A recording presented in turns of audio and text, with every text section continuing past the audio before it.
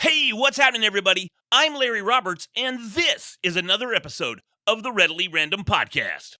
Hey, you could be larger than life, bigger than the world, living out the hopes. And today I have my second guest, all the way from the land down under, Mr. Tyson Franklin, or should I say Dr. Tyson Franklin?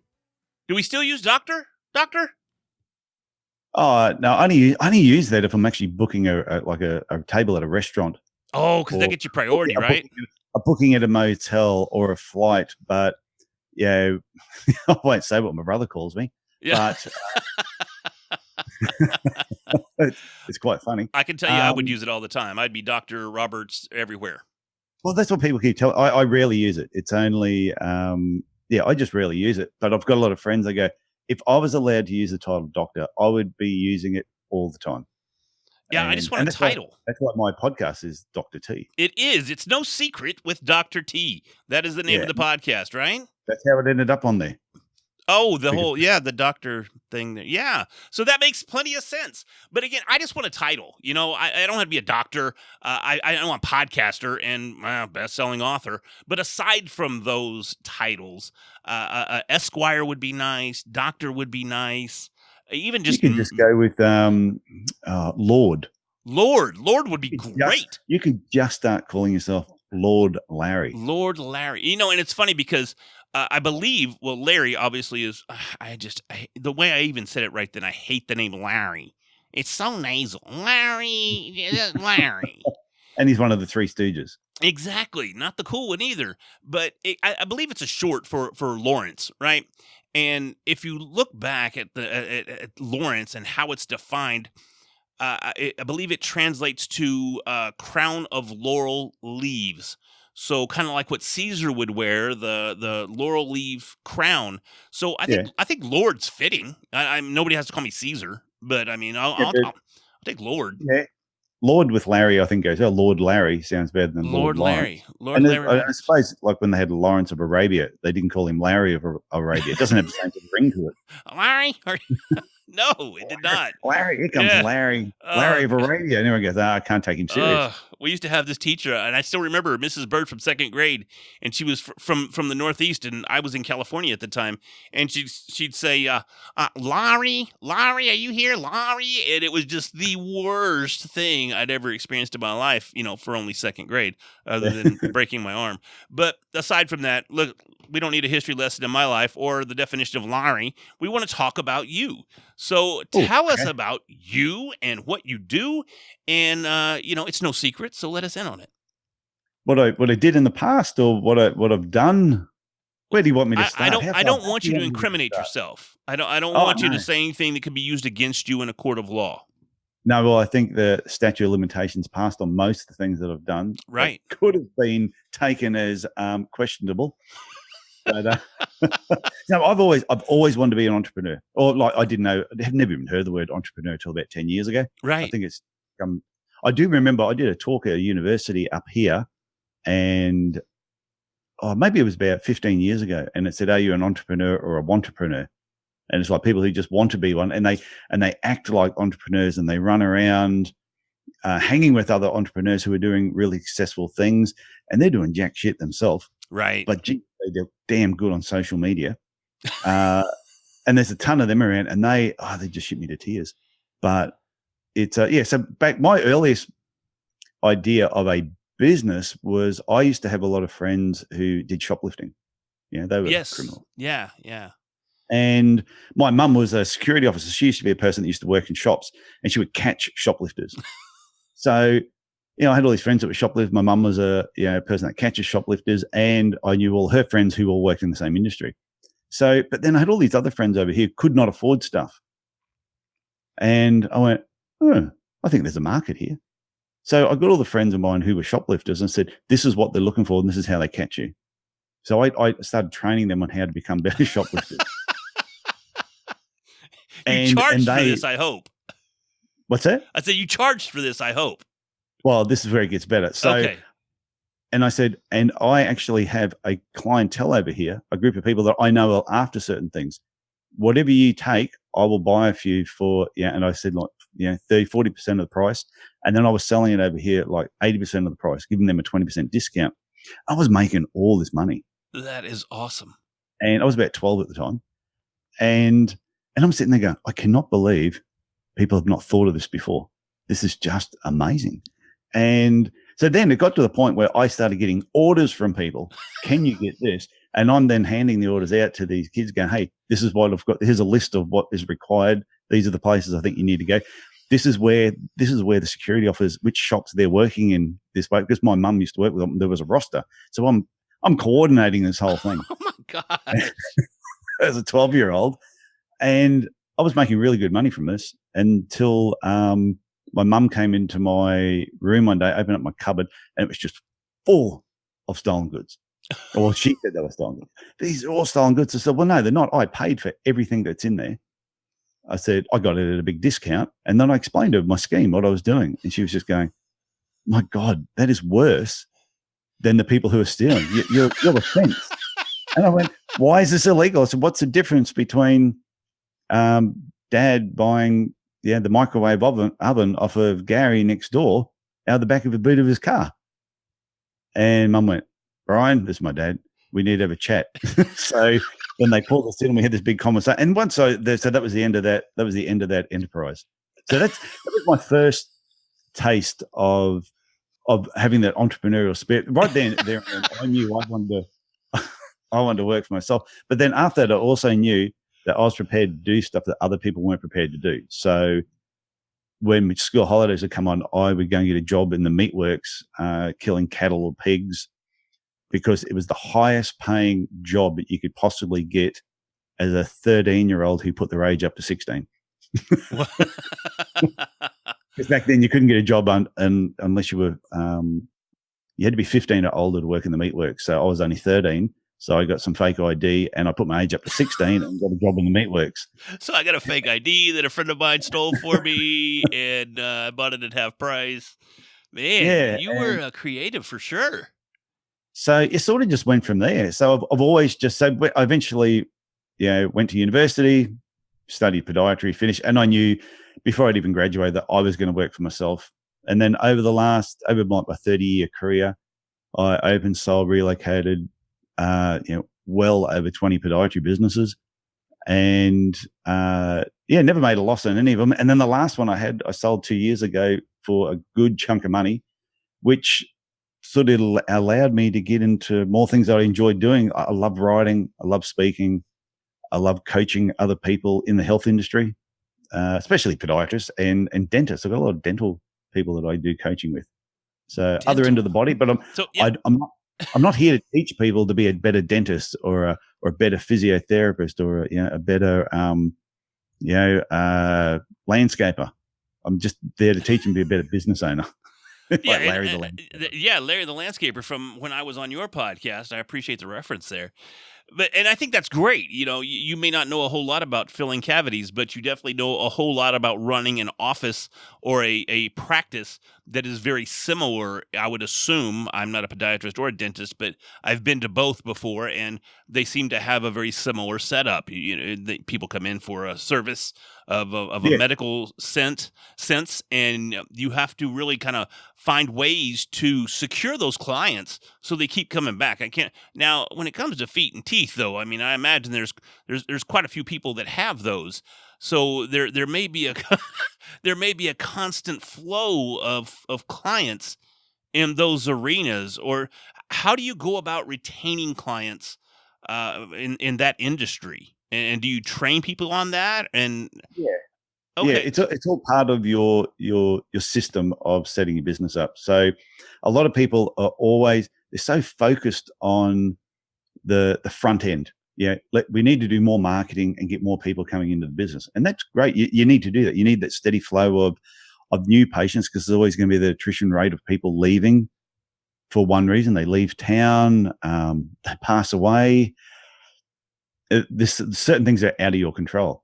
But the things that are in your control is once the person becomes a patient, client, or customer, is giving them the best experience that they can receive and doing it on a consistent basis. So perfect example where I've gone into a hairdressing salon, and as soon as you sit down, they go, hey, would you like a coffee? Would you like this biscuit? Do you want a neck? I get a neck massage and all that every time I sit down there. So that's great. And they do that every single time. So I know what to expect. Wow. But if I went in there and all of a sudden I didn't get offered a coffee the second time, and then I didn't get the neck massage beforehand, and I got it only every second or third time, because that inconsistency will kill a business every single time. So they're the main things. When they come in, it's give them the best service you can give on a consistent basis. So it doesn't mean you have to be the best. It just means you have to be consistent. So if your level of success is of service is like just way over the top, that's great. As long as you can do that every single time, then that's the consistent part. So once they're in your business, it's then just maintaining that contact. It's all about recalls, reactivation, and retention. That's part of it. That's what you really want to do. And too many businesses just focus on, like I said, let's just bring new blood in. They come in, they treat them poorly. They don't have a good follow-up system or a recall system or some way of staying in touch with them. And those people just disappear. And then they wonder why they're spending so much money on advertising to keep bringing people in, because if they just looked after the people that were already in the business, they would have a lot more money in the bank account. And that was always my focus. That's how I ran my business. The coaching company I work with, this group of dentists, that's how they're thinking, and that's why I work with them. We were actually on the same wavelength, which was great. Yeah, that's amazing. And, it's kind of interesting that you point that out, especially from a dentist perspective. My wife and I, we see the same dentist. And when I go over there, I think it's phenomenal. And I always have consistent, and it's a great experience. Everybody's super nice. I get my teeth looked at. Everything's peachy. Take some x-rays. Everything's fine. I go to the front counter. Everybody's joking, having a great time. I walk out of there with a nice, fresh smile, and I couldn't be happier. Yeah. My wife went today. She goes, Larry, please go with me. Please go with me. So I said, okay, I'm going to go with you. But I'm only going to go up there and get you started. Because supposedly the last time she was there, she had a horrible experience. So I said, okay, I'll go with you, and we'll make sure that everything is on the up and up, and they're not going to try to upsell you or anything like that. We're going to know what we're after. So I get there, and I get everything lined out, and everybody's on the same page, and we all went into the room. Two of their representatives, me and my wife, all in the same room. We're going, here's what we're going to do today, and if anything else needs to be done, you're going to let me know, and then we'll just figure out how it's going to go. So she doesn't have the pressure on her to make these decisions. Not that I have to decide everything for her, but she doesn't like making those decisions, and she gets a little overwhelmed, especially with stuff like the dentist that nobody likes. So I go, and I get everything lined out. Everybody's happy. Everybody's go lucky. I say, you okay now, honey? She goes, yes, I'm fine. I say, okay. So I go back to work, and a couple hours later, she calls. She goes, when you left, it just fell apart. They came at me. They said I need braces. I'm a middle-aged woman. Why would I need braces? They say they need to break my jaw because my overbite's too extended. I've been up there I don't know how many times, and they've never said they had to break my jaw. This is a true story, I'm telling you right now. This happened today. Yeah. And I'm just blown away at how it was when I was there, and then how it was when I left, and how I'm treated. And supposedly, I don't know if the wife might be taking a sniff or two of the laughing gas after I leave or something. I don't know what's going on, but it seems to be very inconsistent there. And my wife doesn't want to go back. She says, I'll never go back there. Whereas me, I'm like, I'll go back every time, and I'll look forward to it. Yeah, and that is the power of consistency. If people like things why do people go back to their favorite restaurants? Because they're treated a certain way when they go there, and there'll be a certain menu, and the menu may not change very often, but they know. Why do people go to McDonald's? If they make the best hamburger in the world? No, but you know what you're going to get when you get there. It's that people feel comfortable with consistency. And I think every business needs to look at their whole process. From what I usually do with people, if someone was say, a lot of times I get people who used to visit where I live in Cairns and come and have a look at my clinic. I go, let me just take you through. This is what you need to do on a regular basis. Walk through the front door of your business just like your patients, clients, or customers do. Mm-hmm. Have a look around the front entrance. Is there a dead bird sitting out the front, getting eaten by a pile of ants? Are there cigarette butts everywhere? Is there a turd sitting there that that a dog has done or some filthy bugger has done? Believe me. Where my building is, we get the occasional turd in the back car park. We used to have a turd count, but anyway, that's a different story. I digress. Random. Uh, I thought I'd see the show. I didn't see it But, going there, folks. I really didn't. But anyhow, we'll keep going. Well, what happens is a lot of business owners, they arrive in the business and they come through the back entrance. Yeah. Yeah, they arrive there. They park in the car park in their special, owners only car park. Right. They come into the back door. They sit in their office. They go out to the reception area. They never go out through the front door. So they don't know what are their patients, clients, or customers seeing when they come through the front door. So to me, on a regular basis, you need to go out there and see what are they seeing that you don't see. Go and sit in the waiting area where the patient is sitting, for example, and have a look around. Can you see cobwebs? If I sit somewhere in a business and I see cobwebs, I go, okay, what else are they not looking after as well as they should? Is the TV set too loud? What's the lighting like? Have a look at the magazines. Are they dog-eared? Do they look like they need replacing? Was it, are some of them from, the 1990? Make sure they're updated. What are the chairs comfortable to sit on? Are they clean? I've walked into business, you go to sit down and every seat is stained and you go, I'm going to walk away with a festering butt. I'm going to catch something. I'm going to catch something here that I don't want. And I said, then look around. When someone walks up to the counter for the first time, how are they greeted? Sit back and just listen to are they being greeted the way that you want them to be greeted? And that's all part of the experience when someone walks in your business and is all part of the consistency. We have a fridge actually sitting in our reception area just full of bottled water with our business name on there. And as soon as because people used to arrive, and 50% of people that arrive would say, "Oh, is there any chance I can get a drink of water?" Right. We went, well, to save it time, as soon as I go, "Hey, Mary, how you doing? Yeah, grab a seat and just help yourself to a bottle of water while you're waiting." They save the receptionist having to leave the reception to go and get water, save cups sitting around the place. And and the patients appreciate it. And they used to cost us, I think we worked out with the labels, it's like 80 cents a bottle. Yeah. Yeah. Which is next to nothing. It's those little things that make all the difference in the world. Yeah. And every now and then you get someone who'd open up their bag and throw about 6 bottles of water in there. They go, let them have them. Yeah. $4.80. Who cares? Yeah. If it makes them feel good. And we used to look this way. If they're walking out, down the street holding their bottle of water, or they're at a shop and they're putting their bottle of water on the counter, somebody else is seeing our logo. So it's cheap advertising.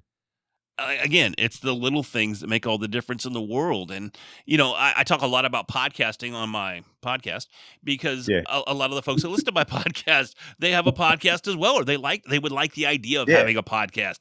And it's the same way. It's the same thing. I think that's what separates we'll call them successful shows from the less than successful shows, is that you just take that extra time and you find the extra credible guests. You go the extra mile in marketing that guest. You go the extra mile in providing quality audio for that guest. You do everything you can do to take your show to the next level. And I think it's just a way of life. It's the way you need to lead your entire life. Take whatever you're doing and escalate it or uplift it or take it to the next level. And you'll see the same level of success in different aspects of life that I'm sure you see in the offices that you coach for. Yeah, and that's where a lot of people, they think they can have a better business or they think the profits from their business is what makes a good business. And they're too scared to spend that 80 cents on a bottle of water. Right. Because, but what happens if over a month we give out 80 bottles of water? Wow, it's right. It's not costing you a lot of money, but the same business will go and spend $2,000, $3,000, $4,000 on advertising per month in the newspaper, and not realizing, hang on, look after the people that are in your business with the 80-cent bottle of water, and they're going to talk about you all the time.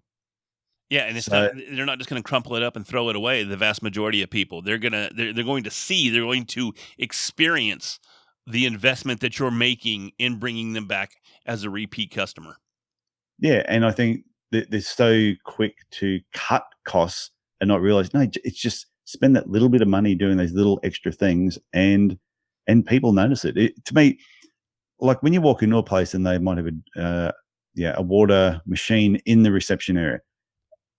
I like that. I'd rather just go and get my own drink, and I prefer. I'd rather drink out of a bottle. I'd rather them had bottled water, because to me that would look better, and then I could have a mouthful and take it with me. Yeah. That was that. But I think businesses need to focus on what is everybody else in your industry doing, and can you be just a little bit different?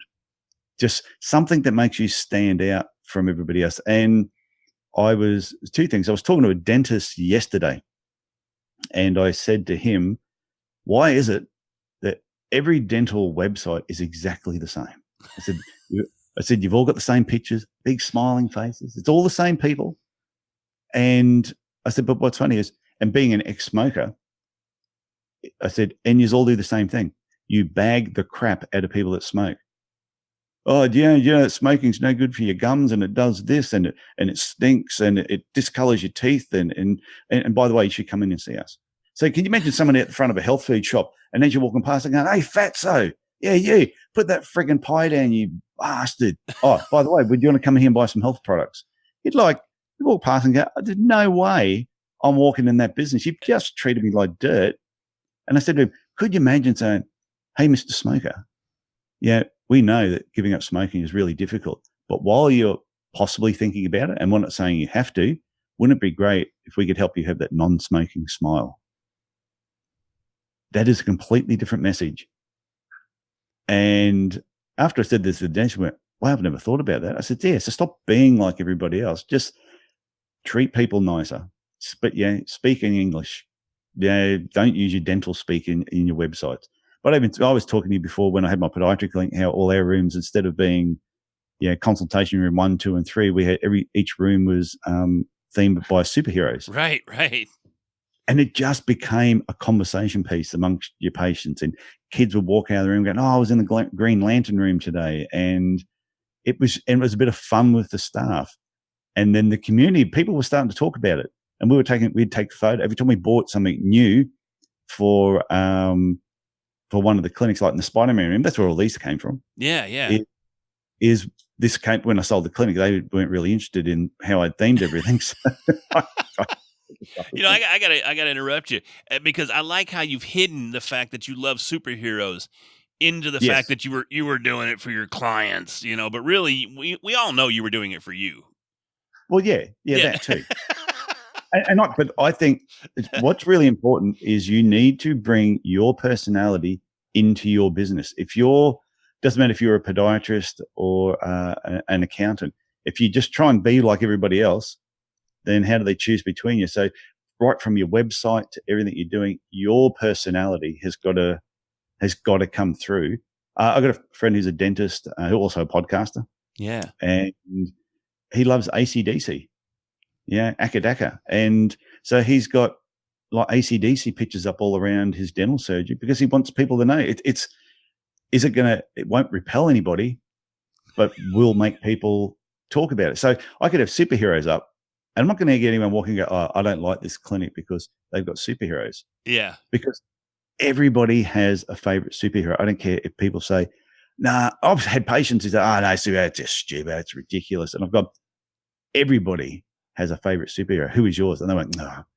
Oh, okay, well, if I had to pick one, and bang, next thing they'll talk about, you start talking about it. And next thing, for someone who didn't like superheroes, seemed to know a lot about, that Spider-Man's real name was Peter Parker, and he was bitten by a radioactive spider. And you just happen to know the whole origin story. Yeah. Just happen to know what his occupation was. And you're sort of going, okay. So, everybody, I think when you do something a little bit different in your business, bring your own personality in, you're not going to repel anyone, but you will attract people, and it opens up a whole new conversation. Yeah, and it humanizes you. It takes that edge off from just being, well, for one, in your line of business, whether podiatry or dentistry, it takes that edge off of dread because, as I mentioned on your show, I've seen a podiatrist before, and he took this I don't know, it had to have been 12 to 18 inch long needle, and he jabbed it in my foot from one side all the way over to the other, and then drug it back through while giving me a cortisone shot across my heel. Oh, There's not a lot of skin on the heel. It's No. just your bone. It's skin and bone. That's it. So, yeah, you need to take that edge off somehow. But I'll tell you, his clinic was very stale. It was, and I don't mean stale as in the air was stale. I mean, it was even dark. I can remember it being rather dark, and there was no decorum anywhere. They might have had this dead plant over here in the corner or something like that, and some wrinkled up foot posters that were there from when he probably graduated school and he got his first job. But it wasn't anything that really put me at ease. Or I walked in and I went, okay, this is cool. This is not a big deal. I'm going to get fixed up and it's going to be all right. It was, oh God, I am at a foot doctor and this is going to suck. Yeah. And I don't think enough businesses think enough when they're setting things up. They're not thinking enough about the patient, the client, or the customer. They're thinking about themselves. What works best for them? It's my business. This business is here to serve me. You go, no, your business is here to serve your clientele, and the clientele will look after you financially if you look after them. But if you're only thinking of, oh no, I'm looking after me, and the clientele is second, then it's going to reflect. You might still make money. I'm not saying you won't make money that way. And Right. like the podiatrist we're talking about, that's in the dingy little cave, is probably still making money, but he could make more if he just gave a little bit more, and would probably a better work environment too. I could imagine working in a little beige cave. Yeah, it's not something I would want to do at all. Our consultation rooms, we used to have every room where we had our desks set up. We had, instead of having a monitor, we had a 32-inch TV screen embedded into the wall. Mm-hmm. So we would write our notes. That's where we would write our notes all up onto there. But if we had to leave the room for anything, I just pushed a button and it automatically put the TV set on for the patients. And I go, here's the remote control. You can drive while I'm gone. And we'd walk out. We didn't really have many pictures or anything on the wall. We had like one whole wall that was this bright red wallpaper with all these different sayings on there that related to what our business was. Yeah, like different conditions. And then we had all these funny jokes in between them, or like we used to have our own milling machine on site so we could make our own orthotics. So one of the jokes, it took God 7 days to create the universe, but at Pro Arch, it only takes 1 day to make your orthotics. Yeah, the Beatles wanted 8 days a week. Well, we only need 1 day to make your orthotics. You know, September has 30 days. Yeah, we only need one of those days to make your orthotics. And yeah, Rome wasn't built in a day, but your orthotics can be. So we had all these little jokes all over the walls, because those jokes were also the messages we actually put in our advertising. So it also, everything sort of tied together. So if we were chasing, doing some external marketing and chasing new people, when they saw some of those ads that we ran, when they walked in our clinic, all of a sudden things started to gel. Yeah. That we weren't really stale and boring. We wanted to enjoy the day. No, and that's great. And, it's the same way with podcasting, in all honesty. That's kind of the area that I talk about the most. And it's, again, because I wrote the book and I'm working on a course. And what's the name of your book again? You should give it a plug. Oh, I'm sorry. It's 1 + 1 = podcast. And I will definitely be plugging it again at the end of the show. So, but my course is probably going to be named the same thing, because I want it all to tie together, as you just said there. Yeah. I want it all to relate. But I am making a few changes to the course itself as compared to the book, but it's still a little early in the development phase there to get too detailed on it. But my point was that I try to take it the extra mile for the individuals that I talk to and the people that I meet in the podcasting industry. And as an example, I wouldn't be talking to you today if I hadn't made another friend that was also a podcaster that said, Larry, I think you would love Dr. T. He's a great guy. I highly recommend you for his show. I highly recommend him for your show. Did I just say that twice? I meant me on yours and yours on mine. I might have got mixed up on there. Each other's. Yeah. On each other's. Yes. Yeah. We were going to, make appearances on shows. So my point is, I'm always super nice. I always say thank you to no end. I love to say thank you. I love to appreciate every aspect of podcasting that I get the opportunity to participate in, whether it's writing the book, whether it's recording an episode, whether it's recording an episode with somebody I don't even know. I have no idea who this person is. Because I'll tell you, and I'll still do it to this day. So many podcasters take and they go, hey, you know what? In order for me to show that I'm a podcaster, I got to start getting some named guests. I got to get some bigwigs in here, and I got to have them on my show. And thankfully, as of late, I've been getting some named guests. But I tell you what, I don't care if you have a name or not. If you have a story that I think is going to impact my audience or that impacts me as a person and that I think can impact just one person out there, you can still come on my show because I Yeah. never think I'm too big for the market. I'm just not. And anytime you start thinking you're the man or you're the woman or you're the boss or you're the cat daddy, as I like to say, that's one of my favorite words, cat daddy. And once you start getting that mentality, you start making mistakes and you start coming off very arrogantly, and people don't want to be around that, and no one's going to listen to that. No one's going to listen to your show where you talk about how awesome I am and how great I wrote this best-selling book and I have a best-selling course, and I had Regis Philbin on my show. I don't even know if anybody knows who Regis Philbin is anymore, but I was watching. I don't know who it is. You don't know who Regis Philbin is? No. Really? He's like, Who Wants to Be a Millionaire? And he had a talk show back in the day. Not even back in the day. I mean, he's a little older now. It's just Regis? Regis and Candy Lee and all that. Yeah, okay. Yeah, if you say Regis, I know who Regis is. Well, the reason it popped in my head was I was watching bloopers from Wheel of Fortune, and his name came up as a puzzle, and they couldn't say his last name, and it went through everybody, and nobody could figure out how to say his last name. It was like Philbin or Phil Bunn. They couldn't get it for nothing in the world. So eventually they went through all the phonetics, and they finally got there. So his name is emblazoned in my mind tonight for some reason. But my point is, again, appreciate what you have, recognize who you're serving, and continue to serve that audience. And the key word there is serve. I mentioned to you earlier when I was on your show talking about my pool business, I was serving people there, but I was really at the time in that because I was making some extra cash and I was loving the cash and I was operating that business with the wrong mindset. And, well, there is no pristine pool and spa service anymore. So obviously I made some bad decisions there.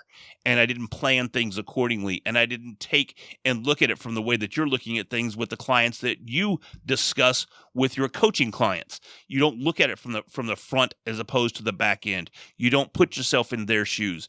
You just think, well, I've made it. I'm the podcaster. I'm the host. I'm the doctor with the most, whatever it may be. Once you get that attitude, that's when you start to really kind of sink your own ship. Yeah, well, when you mentioned about like podcasting, because we both love it, and some of the guests that you have on, I have had a few guests that I know I can get on my show who are big names, but they don't serve my audience. Right. Yeah, when I look at them, I'm going, they've been on every show. There's every podcaster wants to get these people on their show. And when I listen back to some of the interviews, I'm going, okay, well, I could just randomly pick any podcast, type in this person's name. They're probably going to be a guest on there at some stage. I'm going, I don't want that. Same thing as you. I just want to bring on people who are a little bit more normal, even though I've had you on, Larry. Yeah. And my audience knows it's fine. So you got to raise and lower the bar at certain times. But got to have that average. But I like, when we were talking on my show, it's just we're giving out information that we think, if one or two people listen to this and they go, wow, that was really good, I've taken something from that and I can apply it, then our job is done. It's not about us getting here and going, well, have I told you how good I am lately? Right. Or how many downloads I have with my podcast, or how successful I am because I got this, this many downloads last month and I'm already halfway there and it's only the 2nd of this month. Those types of things. And this goes back to what I think I said on your show, was that too many people that want to get into podcasting worry about the numbers and they worry about how am I going to beat Joe Rogan and that sort of mentality. But they fail to take into account the fact that what if, hypothetically speaking, what if you had an opportunity to get in front of a crowd of, we'll just say 50. We'll make a small audience here. You have a room of 50 people that hear whatever it is that you want to say. Would you not be impressed? Would you not go, oh my God, I spoke to 50 people? So what happens if you speak to 50 people, even per episode, and you do an episode a week? Now you're at 200 people. If you speak to 200 people a month, is that not phenomenal? That is amazing. It's a platform and an opportunity that you would never have in any other arena. And that's why I love the platform so much because, as my one sheet says, I think I'm a comedian. Sometimes I get some laughs, sometimes I don't. Sometimes I just get looked at with that raised eyebrow, like, what is wrong with that guy? But Disdain. yeah, exactly. You can relate. But it's, and I forgot where I was going with that, but it's the same thing. Where was I going with that before you insulted me and hurt my feelings? Sorry, you were talking about it's not about the numbers. So if you've got It's not 50 about the numbers, people, exactly. 200 people that are listening to your message, these people are listening to your message. And I remember someone saying, it was at a conference that recently, you only need 1,000 raving fans to live one of the most awesome lifestyles you'll ever want to live.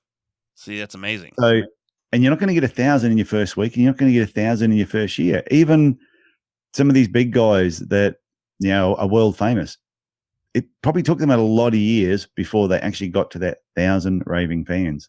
So, but you got to start with just the first one. Yeah, you just got to have one, and the wife counts. I think I've got three. Oh, forget my wife. Okay. 2 plus my wife. I've got 3. That's amazing. That is amazing. Yeah. So I know the 5 people that listen to this show are going to appreciate that. And it's just, I can't say it enough. I can't speak to it enough that if you take care of your people, you always operate from a spirit of thankfulness, right? And from a place of appreciation, you can't help but grow. And whether you grow financially, I think that falls into place. But you're going to grow as a person because you're doing everything for the right reasons. And as long as we stay on that path, I don't know that we can go wrong. No, I think it's good advice for everybody. And with when you were talking about podcasting and different guests, I think it's just focusing on, it doesn't matter what you do, just do it for the right reasons. Right. I can even admit that when I started podiatry, when I got into podiatry, why did I choose podiatry? Because no one ever died and everything could wait till tomorrow. That's why I chose the profession. Is my brother was a dentist, and I couldn't handle looking in people's mouths all day. I couldn't handle getting called out for an emergency because there was something up. Podiatry, there was no emergencies. So no one was going to die. I was never going to get called out after hours. And and there was good money in it, but I must admit, my first 10 years of practice, I was focusing on me and making money.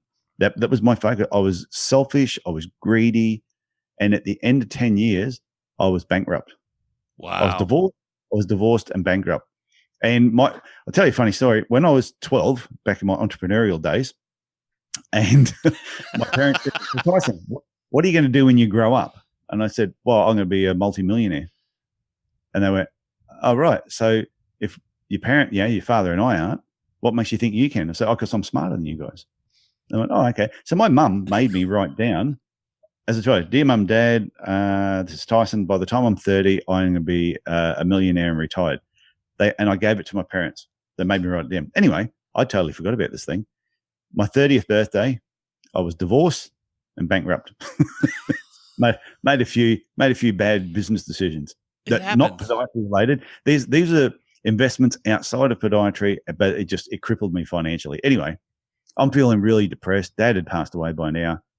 So I'm going to go home for a couple of days. Mum will make me feel better. So I go home and I walk in and Mum goes, happy birthday. I said, I've got something for you. I went, oh, Mum's got me a gift. Mum never buys me a gift. Hands me this envelope.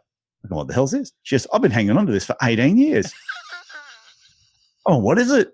I open up. Dear Mum and Dad, by the time I'm 30, I'm going to be a millionaire retired. Mum goes, so how close are you? That is amazing. Damn. But you know what they did? And my mum didn't do it, I don't think, to motivate me, because mum's not a motivator. Right. Mum did it to be a smart ass because she thought it was funny, but it motivated me. That was the kick in the guts that I needed to actually get my life into order. And I left the Gold Coast that day just going, you know what? I've had so many people tell me my whole life that I will never amount to anything. Teachers at school, just people. When I went through university, I went to a public school, sort of like the equivalent of going to the Bronx in the bad times. So I always say 2 things that were great about our school. We had one of the best football teams in the state, and we had the highest teenage pregnancy rate. So if you're a male, it was an awesome school. And so I came out of there being told that I could never do anything. I'd never amount to anything. So when I went to university, nearly everybody at uni at the time all went to private schools. So I'm constantly being told by these people, you went to that school. I had girls that wouldn't talk to me because I went to that school. Wow. And I remember we used to have a study group that would rotate around to people's houses. And when we got to this one girl's house, I wasn't allowed to attend because the parents didn't want someone from that school in their house because I was probably going to rob them. Oh my So- gosh.